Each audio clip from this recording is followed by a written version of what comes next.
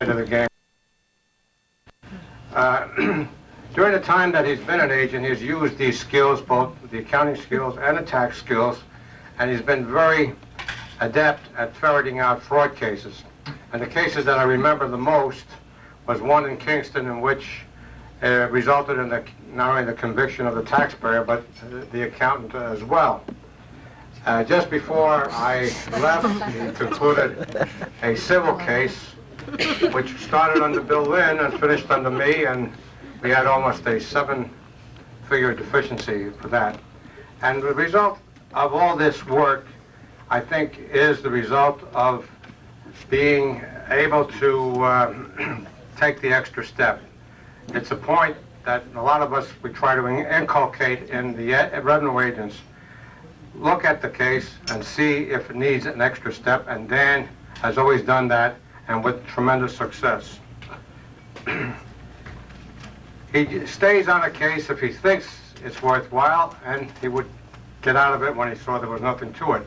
And that is a group manager's dream. During the course that I had him under my supervision, I recommended several awards, and they were deservedly so. Now, I think, as you're leaving the IRS, Dan, I hope that you will remember us fondly and also take that extra step in retirement and enjoy all of it with a long life and a healthy life, and I wish you the best. Thank you, Tony. Our next speaker is going to be another former group manager of Danny. It's Bill Lynn. I don't know whether you noticed or not, but as Richie would say, I got my threads on tonight. I actually thought I was going to have to make an award to Dan on his retirement. We were going to give him the Chuck Rainey Award for having the most hours on his tech time. but that just didn't work out. He didn't qualify. We also considered, after that one was gone, we thought maybe we might give him the lowest profile in the district award. But we couldn't do that either because Jim Long has got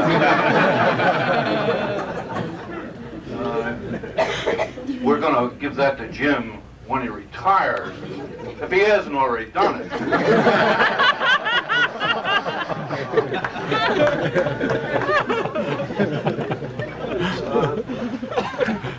Of course, when those two fell through, then I said, well, why don't you give him the award that I was going to get recommended for? Mr. Congeniality.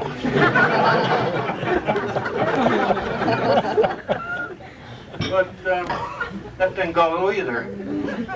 They thought they'd give that to the philanthropist in the outfit, Joe Spignardo.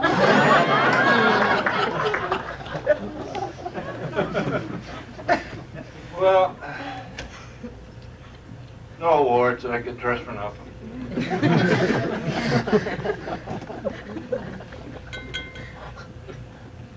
You know, when you retire, you get a chance to get around, and I've probably done more shopping in the last 5 years.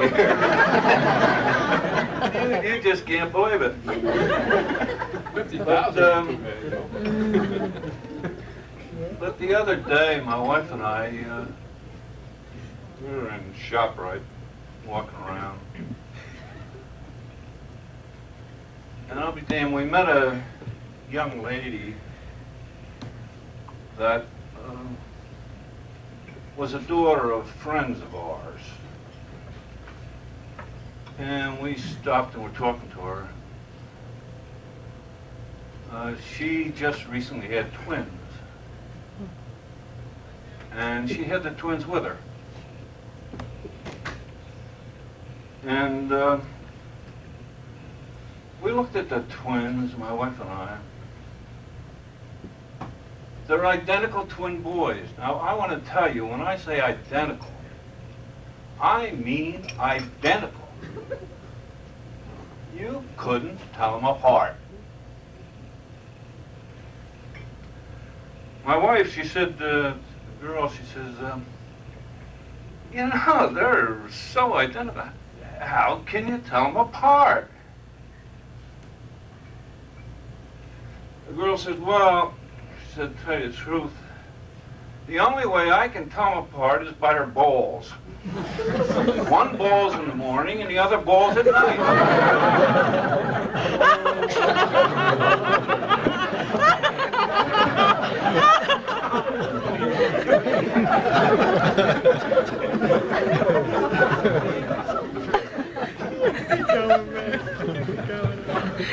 She's like, Well,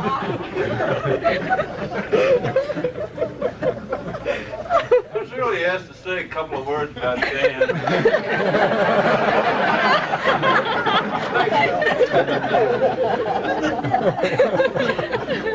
You know, he's part of a dying species. He's really a dinosaur in his day. Jurassic Dan. There aren't many of them left.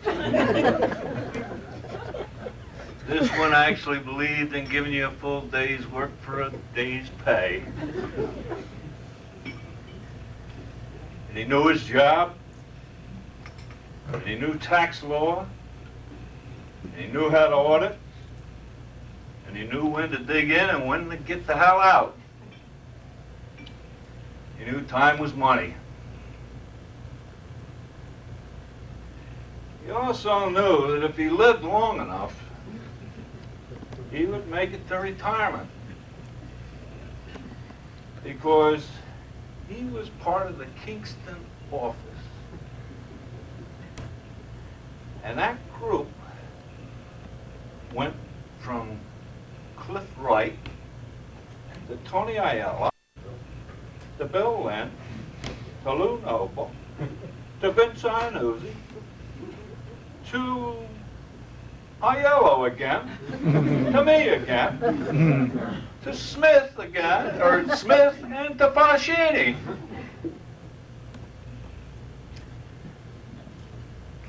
That's called the Kingston Caper.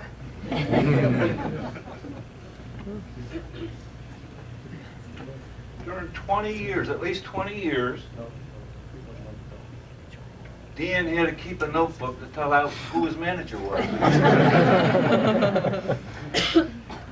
And for the same 20 years, his managers were trying to find out who the hell Sickles was.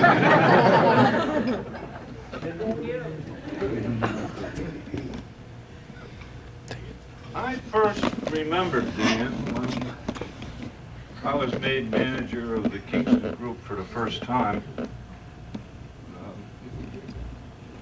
To the delight of the Kingston Group, my post of duty was Poughkeepsie. So, they had a grand time. I soon learned how lucky I was to be appointed manager of this fine group.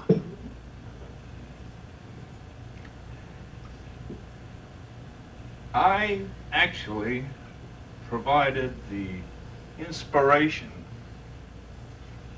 for the identification of what today is a very common malady, PMS.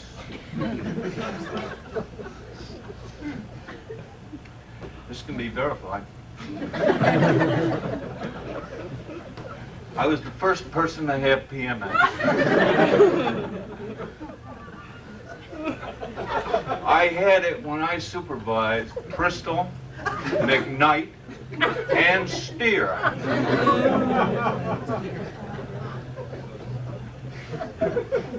I also had a little PS to my PMS in Poughkeepsie, where I had Pry and Smith. But that had nothing to do with Dan.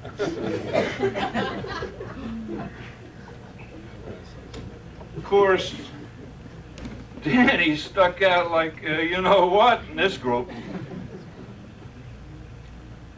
The other agents called him Sick. I assumed that was short for Sickles. But I knew that Sick was the only man that I knew that kept a double entry set on his OTB bets.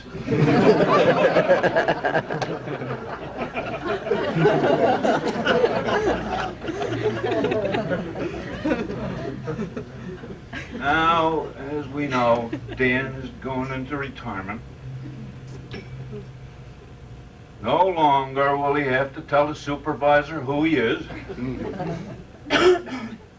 Now his wife will be his supervisor. Now he's going to join the retired set. And he's going to find, to his disillusion,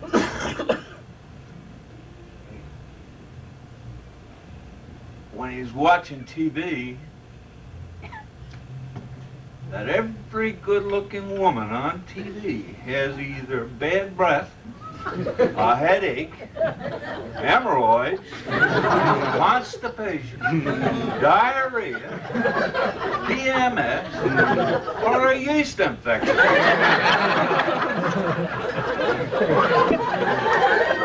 That's life, Danny. Enjoy it.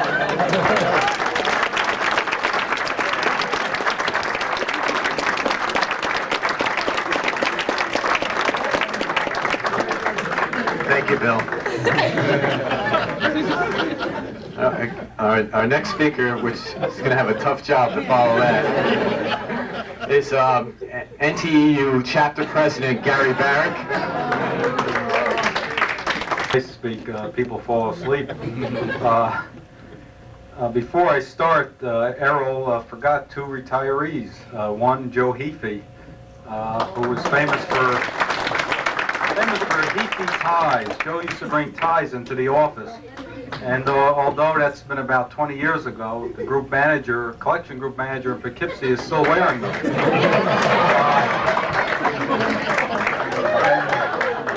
Also, Irwin Schwartz, who's our former steward in Newburgh. Irwin was a revenue agent for years in Middletown and Monticello. On behalf of our executive board of NTEU and our 500 members of Chapter 61, I want to extend congratulations and best wishes to Dan Sickles. Dan, as you know, is a lifelong member of our chapter, and because of his membership, I believe that IRS is a better place to work today. Dan came to IRS about 30 years ago, and I think the most significant part of his work has been during the last 4 or 5 years when he's acted as the CAP, which is a program where he assisted younger revenue agents in their proficiency on the job as a revenue agent. He's transferred his skills, his expertise, and his knowledge. So if there's a legacy that Dan will leave tonight, it's going to be that this knowledge and skill transfer has been transferred to the younger agents in both the Poughkeepsie and the Newburgh groups. So we can long remember him for that. It's kind of sad to see Dan leave. He's kind of one of the last of his generation, and there's a big gap in employees in Albany District between Dan's generation and say, my generation. And every time someone leaves, it's sort of sad because really, it's not only a co-worker leaving, it's like part of the IRS leaving. And the only time we see these people together again is at a retirement like tonight. So it's a real pleasure to see really all the retirees here today. And maybe at the next retirement party, Dan will also be a part of it. So I just want to say that we're happy to be with Dan tonight. The number of people here today is a real tribute to Dan. And I want to say, may God bless you and your family, and we wish you a happy, healthy, and a very long retirement. Thank you, Dan. Everybody, it's really great to see so many people show up for Dan's retirement, the honorable retirees. It really is terrific. You talk about a tough act to follow. I'm following Gary Barrick, a man who hasn't aged a day or gained a pound or wrinkled a shirt about 10 years. But at least I didn't have to follow Bill Lynn. I haven't seen Bill Lynn in a while, and when I walked in the door, it'd been a long trip. It's about 3 hours looking for this. 3 hours looking for this restaurant. So I went right to the gentleman's lounge in this fine restaurant, and there was Bill, and he was standing in the lounge, and he was in these quarters, in this machine in there. And I said, Bill, what are you doing? He said, man, this really is a lounge. Look at this machine they got here. I said, what are you putting all those quarters in there? He said, well, you know, I put in 10 so far. I haven't won anything yet, except these sprays of perfume. Anyway, a lot of you probably don't know. Since I was a kid, I've always been a Yankee fan. I used to listen to Danny's a Boston fan. I used to listen to the Yankees on the radio, and there was Phil Rizzuto. I don't know, most of you probably listened to Phil before. And I learned that if you write to Phil Rizzuto, he mentions your name on the radio. I don't know whether it's his ego or whatever, but it probably was mine. So as a kid, I started corresponding with Phil Rizzuto. And I kept it up over the years, because every once in a while, Phil would mention my name. And, you know, and even at my age now, that's a big deal to be mentioned by Phil Rizzuto on the radio. So when I knew that Danny was going to retire, I got this idea, and I wrote the Scooter. I said to him, Phil, wouldn't you like to come up here and say a few words for this Boston Red Sox fan? You know, it's been an excellent person, just like you were an excellent baseball player and an excellent announcer and all that, and we'll give you a free meal. Well, Phil will do almost anything for a fan and a free meal. So I was looking forward for his response, and Scooter wrote back. And he said, much as I would like to be there, I can't. He said, I was at one of those things with Tony Aiello once, and holy cow, was it confusing. Well, anyway, I'm not going to stand up here all night and try to match wits with Errol. So, and I do have a few things that I want to present to Danny tonight here.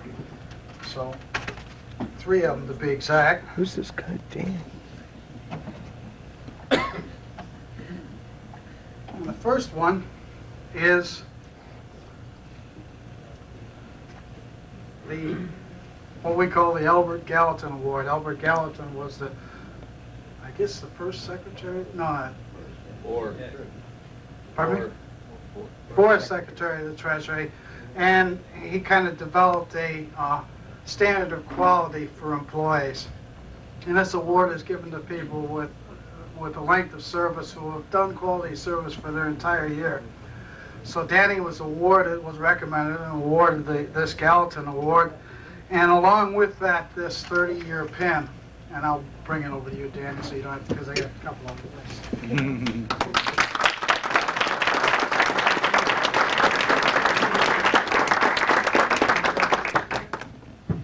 And I have a letter from our district director, Gene Pope, no relation, unfortunately. And it says, Dear Dan, I want to take this opportunity to express my sincere appreciation for the more than 30 years of loyal service you have given to the Internal Revenue Service. You began your IRS career in 1963 in the Examination Division as a GS-7 revenue agent. The path you carved to fulfill your goals and objectives led you through the Examination Division to the top rung of the ladder as a grade 13 revenue agent. Hard work, pride, and conviction enabled you to fulfill your aspirations for upward mobility within your organization. During your tenure with the service, you assumed the additional duties as a revenue agent coordinator and on-the-job instructor. As such, you served as a role model and worked to transfer your technical and procedural skills. In addition, you served on the district CPA Advisory Committee, and as such, I commend you for your energy, enthusiasm, diligence in performing these extra duties. Dan, you can look with justifiable pride upon the results of your work and abilities. You have excellent reasons to be proud of your efforts to help accomplish IRS goals, objectives, and programs. It is a record that deserves sincere gratitude from all of those whom you have worked with so well during the years. We shall miss your smile and sense of humor. I know how fully you have earned this leisure time that awaits you. Enjoy it to the fullest. For your work, dedication, and commitment, I offer you this retirement certificate, emblem, and the Gallatin Award, and I hope you'll wear this emblem with great pride.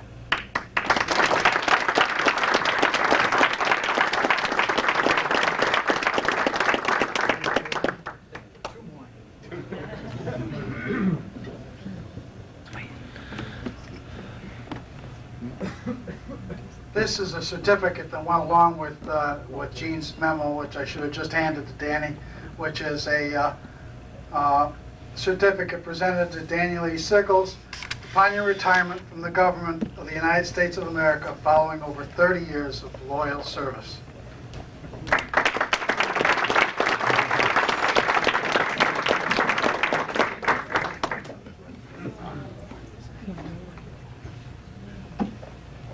And now a letter from one of my best friends and one of the most important people in the world to me, my boss, Joe Russick. Dear Dan, it's with very mixed emotions, and he wrote this himself, folks, that I write this letter on the occasion of your retirement after more than 30 years of federal service as a revenue agent in the Albany District Examination Division. Our organization will miss an employee of your caliber. Your intelligence, integrity, and dedication to doing the right thing at all times always made the most positive contribution in its own right and served as an example to all those around you.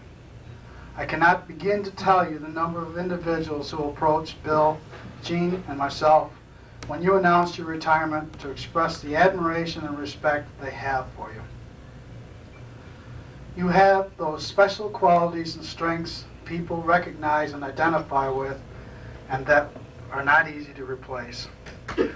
Your knowledge of the Southern Tier, in quotes, and your ability to deal effectively with all types of people, as well as your dedication to getting the job done, will also be missed. You have made a significant contribution over the course of your career with the Internal Revenue Service, and you should feel a great deal of satisfaction and pride in your accomplishments. You've given a lot to both the Internal Revenue Service and your co-workers in 30 years you were with us, and I hope you are taking as much with you. I'm sorry that I cannot attend your party tonight, but I wanted you to know that I join everyone who has ever worked with you in wishing you the best of luck and health in the years to come, and we hope that you will stay in touch with us in the years ahead. Joe Russick.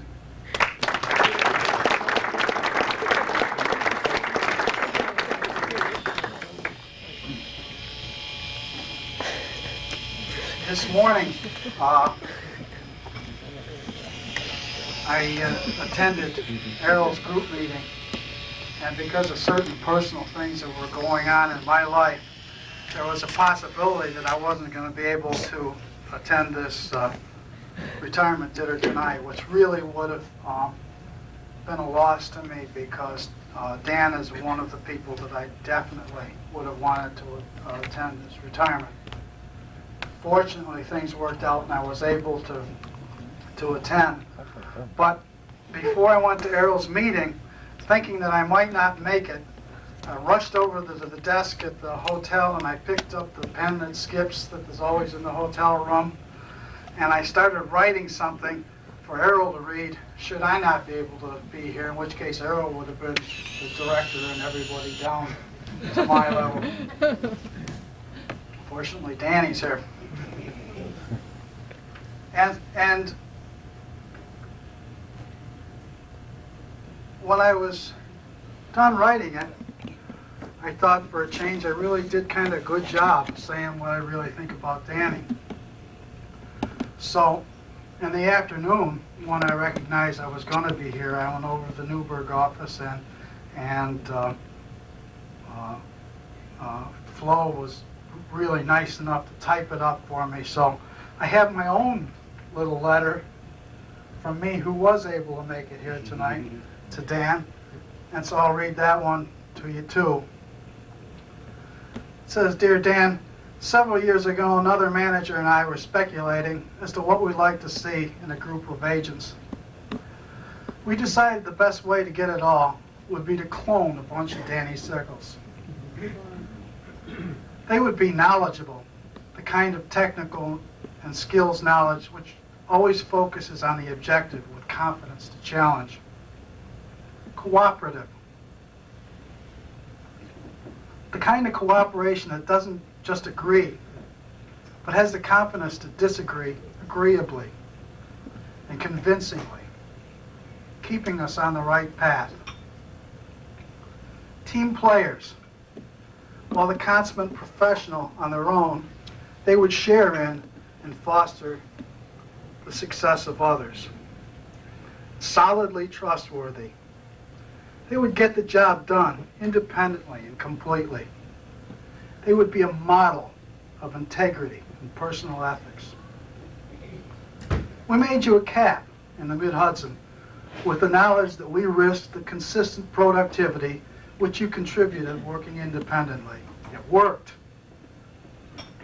I can clearly see your positive influence on the knowledge, skills, and in the completed work of everyone that you've helped over the years. Well, what a great decision. Dan, more than anyone I know, you are the agent's agent. You leave budding little Danny Sickles behind at your departure. You should be proud.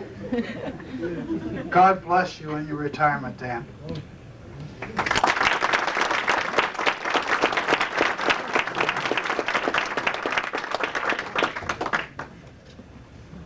Thank you, Bill. That was a terrific job. You've heard a lot of the highlights of Danny's career. I apologize for anybody in the back that won't be able to see this TV, but Danny, make sure you get a good seat, okay? And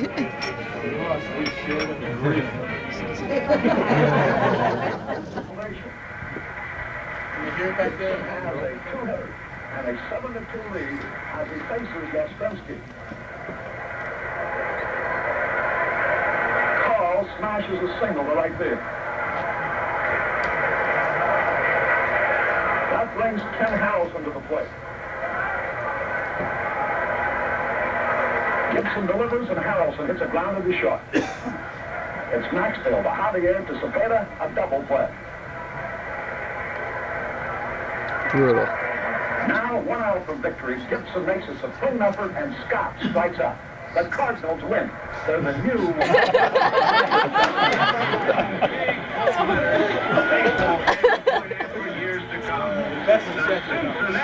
It's the Red Sox. The Reds win the World Series 4-3. It's a series where players on both teams can walk away with an enormous feeling of pride. Guess what's coming next? Bill Calvin's. I really believe the worst is going to happen. And there's a tendency for Red Sox fans to say, who could be the worst guy to beat us and hit the ball out? Bucky Dent is the most unlikely. The ninth hitter in the Yankee order was an easy out. But when Dent fouled the second pitch off his foot, he momentarily threw Torres off stride. I had great concentration. I was throwing the ball where I wanted. I was throwing hard. And just that 1 3-4 minute time that it took for him to do after he fouled it, because he was hobbling. And I just kind of got out of my, rhythm and a little bit of my concentration. If Dent needed a reprieve, he got one. He had 2 strikes on him, but this gave him time to rethink the situation. As Monahan was putting the freeze on his ankle, Bucky said, if he throws me back in there again, I'm taking him deep. With that, Dent stepped back in, bearing a new purpose and a new bat. And I take that bat up, and I saw Bucky one of them and say, I know it cracked last time. And I said, homie, you got a cracked bat. He says, that's the one we broke in batting practice. And he says, here, you got to use this one. He says, this is the one that it's not broke. And he gave it to me, and you know, right after that, things happened. Deep to left. I didn't really feel the ball was going to go out. First base, I thought the ball was high up on the wall, and I saw Yaz already, once he, you know, patted, tapped his glove, it's a fly ball. I just kept going back, kept kind of backing up a little bit. Come on, Yaz, catch it. And then I made the decision and said, this ball's going to hit the wall. And I started to back away from the wall to play the camera and try to hold him a single. I could see just the flight of it just barely went over the wall, half foot probably. And I went, oh my God, I couldn't believe that the ball went out. It just almost nicked the back part of the wall. I couldn't believe it. I didn't think it was going to be a home run. Yastrzemski will not get his home run! A 3-run home run for Bucky Dent. The Yankees now win by a score 3-2. That sucks. If you want one person up there against a fastball pitcher, you want Carl Yastrzemski. Gossage fired once for ball 1, and then fired again. Struck by Gossage, the pitch. Popped up.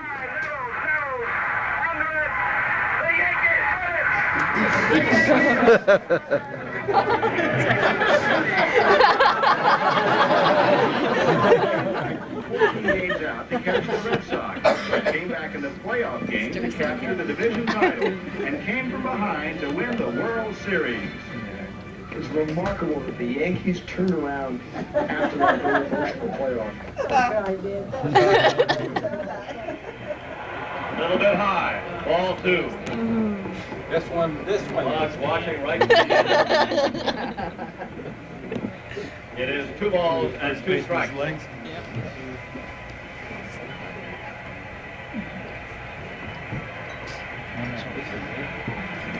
This is 4th of July. That was before the other one. Took him out, and Dave Quigetti has a no-hitter.